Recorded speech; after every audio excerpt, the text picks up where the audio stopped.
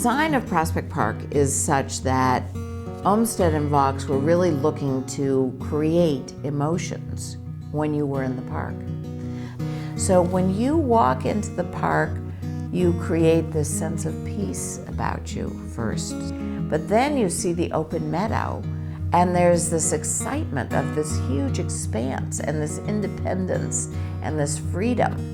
And then you walk through the woods, and it's this tranquility and quiet of nature. And you see the lake, and it spreads out before you. So all of it was to affect your senses, so you hear the waterfall before you see the waterfall. You hear the birds, you hear the rustling of the leaves. There isn't any one emotion that I think you can give to the park, but there's many, all of which reflect a peace within yourself and a refreshing of your soul.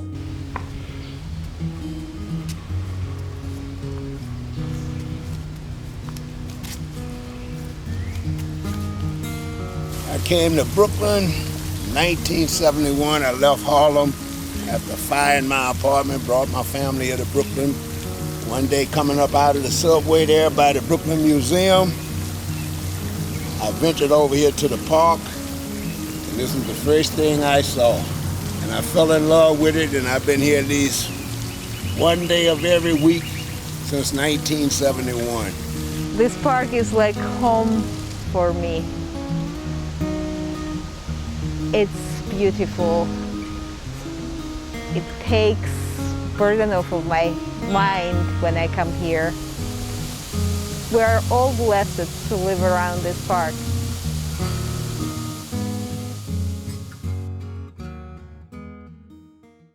By the end of the 70s, the city, people of Brooklyn said, we've had it with this. We want our park back, and the city has to do something. And so in 1980, when I was hired to be the administrator, they also gave us a lot of money for some capital improvements. And so by 1987, we had organized the Prospect Park Alliance, which is a public-private partnership that works with the community and with the city to really create the park back again, to bring it back to what it had meant to the people of Brooklyn before that.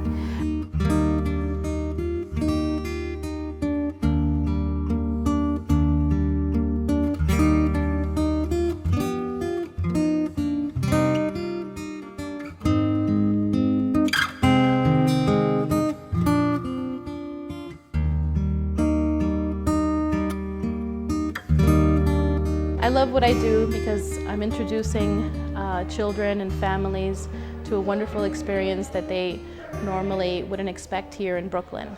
Their eyes are open to the nature and to an environment that is different from the concrete streets that they normally live on. What they get here that they can't get in the classroom is an appreciation of nature.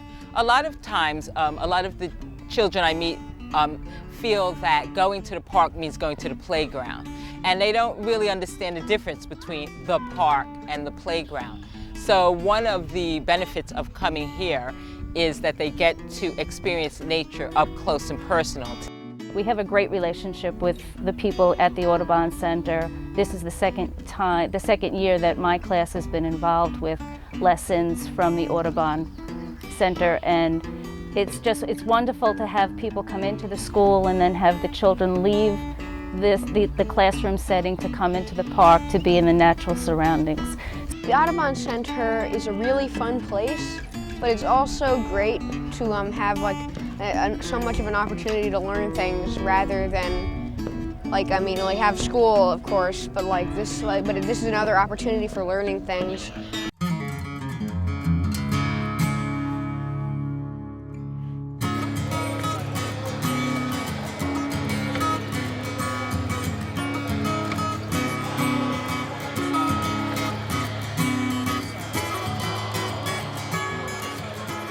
We started this program. It's the first program of its kind that I've been involved in, and I was just thrilled to see how much the kids enjoyed it. I learned how to play tennis. I learned how to do it the right way. Special ACES program and with Prospect Park Alliance has given me the sense of feeling like I've won a lotto, especially when I see my daughters hit the ball over the net correctly.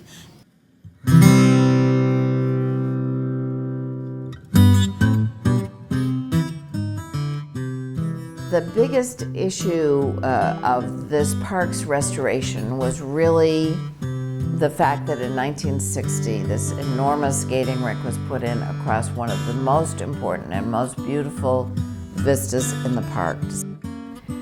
It was one of the least attractive buildings ever put into any place, and slowly but surely it started to fall apart. Historically, this was our most formal area.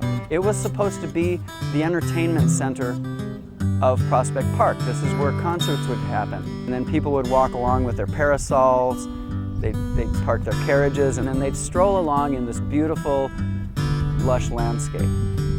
And we looked at this great big parking lot that was there, and we thought, what if we moved the rink to this parking lot, built this beautiful new facility, and created an exciting center for the park.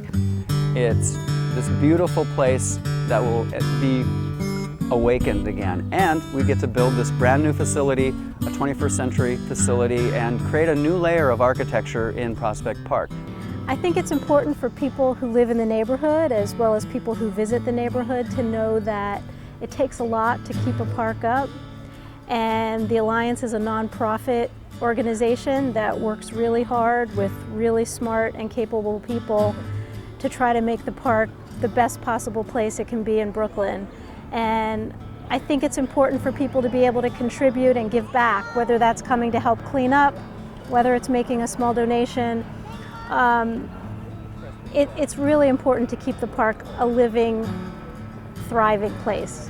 One of the great things about giving to Prospect Park is it makes you feel better than almost any other gift that you give because of the way that it can impact people's lives.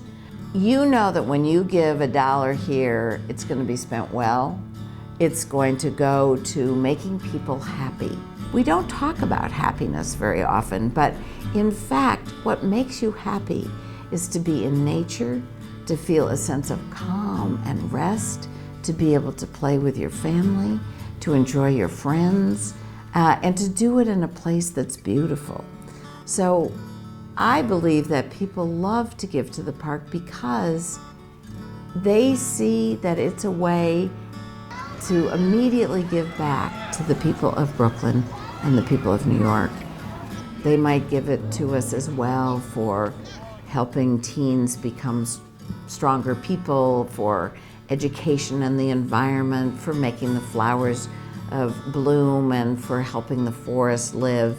But I think that the main reason people give to the park is because the park makes everybody happy.